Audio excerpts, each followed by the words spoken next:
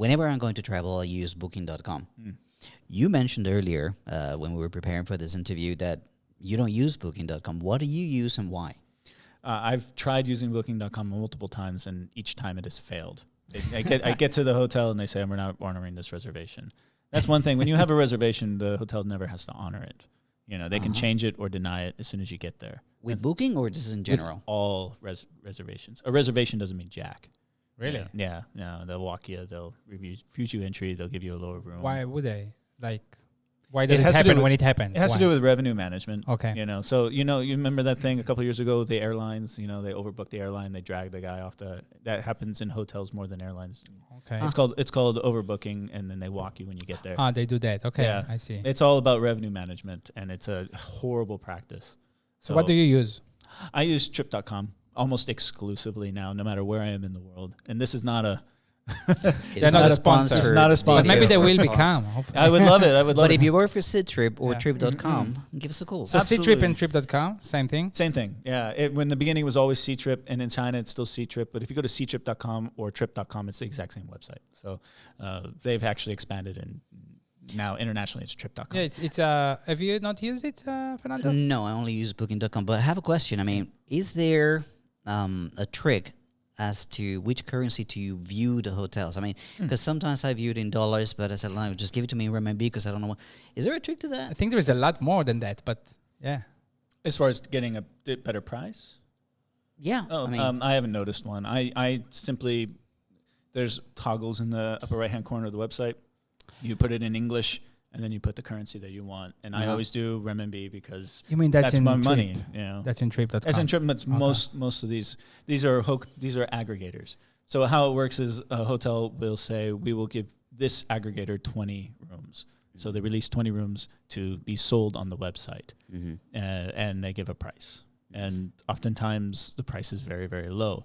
You get to the hotel, you buy off an aggregator, and then the front office management will see what price you're paying and then rack and stack your room based on that price. So you pay more money, you get a better room.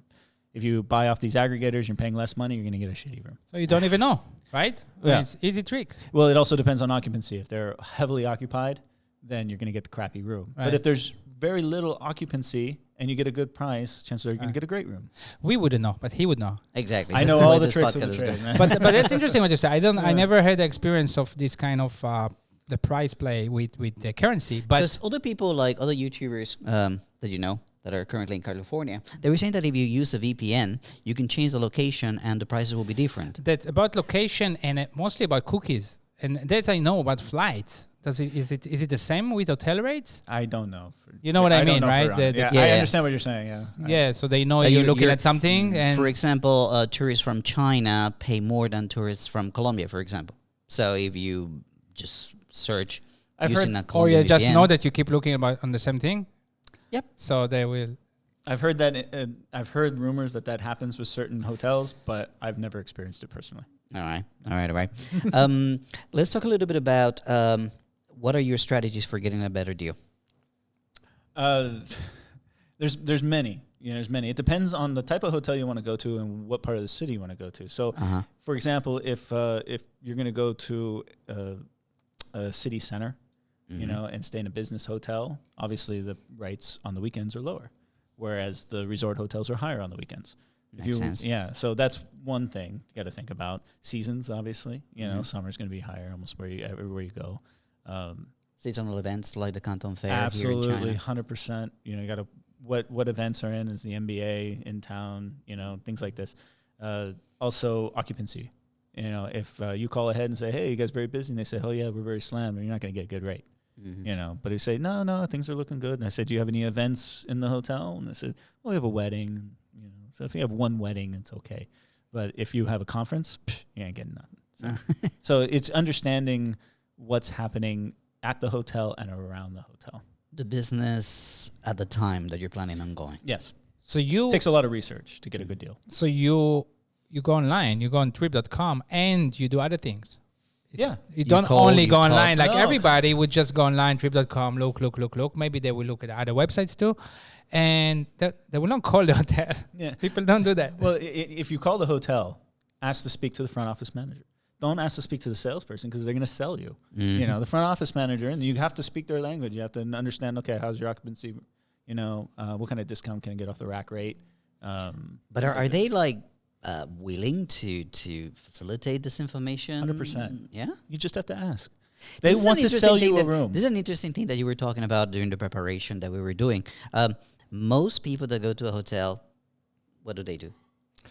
When they go to the hotel, Yeah. When we get to the front desk, they just here's my booking. hurry up. Just go in. You know, Just give me my room. they don't really pay attention to You're anyone. taking too long. Come on. Fighty up. Why is there only one person Yeah. behind the desk? I have to wait 10 minutes to check So in. what do you tell our viewers and our listeners out there to do? What's the right way to do it? Well, I think it's, you mentioned it's It's good advice for anything. Yeah. just be nice. Meaning? The smile is the international symbol of friendship, right?